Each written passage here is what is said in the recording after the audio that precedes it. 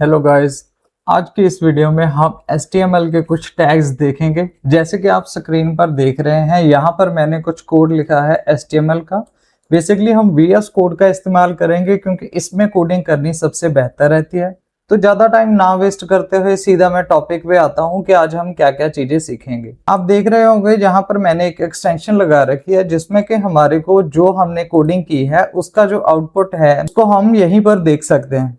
यहाँ पर आपको राइट साइड में जो भी टैग्स दिखाई दे रहे हैं, इन सब टैग्स को आज हम यूज करना सीखेंगे और ऐसा खुद का एक वेब पेज बना लेंगे जिसमें आपको कुछ टैग्स के बारे में अच्छे से पता चल जाएगा और उनको आप खुद से यूज कर पाएंगे। सो इस कोड को आप अच्छे से देख लें क्योंकि एट द एंड हम ऐसा ही कोड बना लेंगे। अभी मैं इसको मिटा दूंगा और शुरू से हम एक शुरुआत करेंगे और एक एक चीज को बेसिक से समझेंगे जिससे कि आपको अच्छे से समझ आए। तो ज्यादा टाइम ना वेस्ट करते हुए सबसे पहले मैं इस कोड को हटा दूंगा।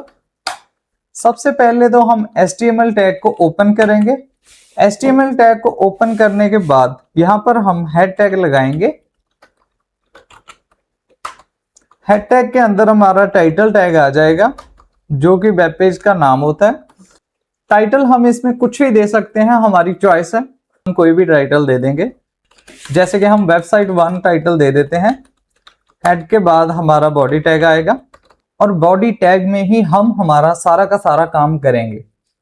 ये चीज आपको क्लियर होनी चाहिए कि जब हम HTML बेसिक से शुरू करते हैं तो हमारा जो सारा काम है वो बॉडी टैग के अंदर ही होता है।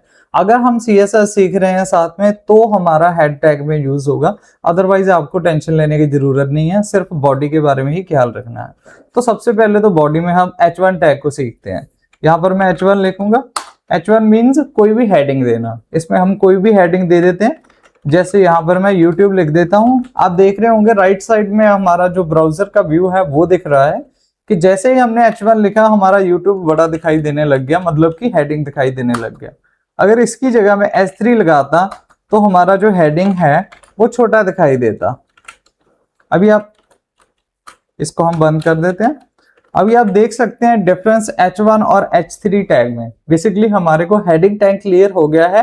हेडिंग टैग H1 से लेके H6 तक होता है। H1 सबसे बड़ा होता है और H6 तक जैसे जैसे हम नीचे को जाते हैं वो छोटा होता जाता है। अगर हम यहीं पर H6 यूज करें तो हमारा हेडिंग है जो बहुत छोटा हो जाएगा। आप देख सकते हैं राइट साइड में यहाँ पर कितना बड़ा H1 से हेडिंग है, यहाँ पर उससे छोटा और यहाँ पर उससे भी छोटा। तो बेसिकली यहाँ पर मैं इसको हटा दूंगा क्योंकि हमें इसकी जरूरत नहीं है। H1 टैग के बाद मैं HR टैग का यूज करूंगा।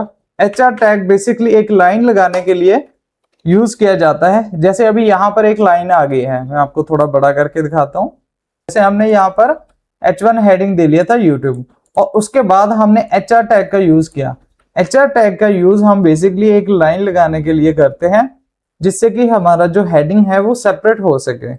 ऐसे हम कई लाइंस लगा सकते हैं। जितने भी HR हम लगाते जाएंगे उतनी ही लाइंस लगते जाएंगे। HR लगाता जाऊंगा।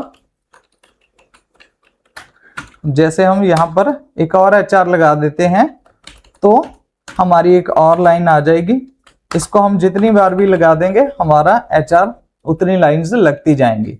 तो ये क्लियर है कि HR टैग का जो यूज होता है वो एक लाइन लगाने के लिए होता है। ठीक है, उसके बाद हम बात करेंगे पैराग्राफ टैग की। बेसिकली P टैग लगाएंगे जिसका कि पूरा नाम है पैराग्राफ। यहां पर मैं P लिखूंगा। इसके अंदर हम कुछ भी लिख सकते हैं रैंडमली। जैसे इसमें मैं लिख देता हूं YouTube is a platform where we can learn anything. YouTube is a platform where you can learn anything without any cost or money।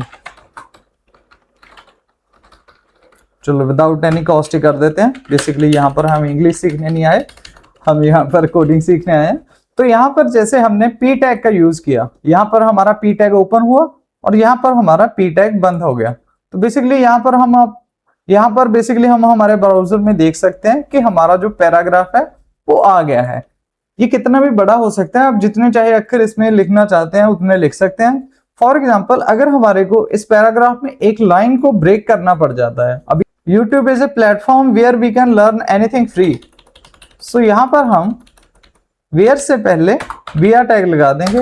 And तो हमने यहां पर YouTube इज ए प्लेटफॉर्म, उसके बाद BR टैग लगाया, मतलब कि लाइन को ब्रेक किया, और लर्न एनीथिंग के बाद भी हम एक BR टैग लगा लेंगे, लाइन को ब्रेक कर लेंगे। अभी आपको क्लियर हो गया होगा कि BR टैग का जो यूज है वो लाइन को ब्रेक करने के लिए होता है, इतना आपको अच्छे से याद कर लेना है, ठीक है।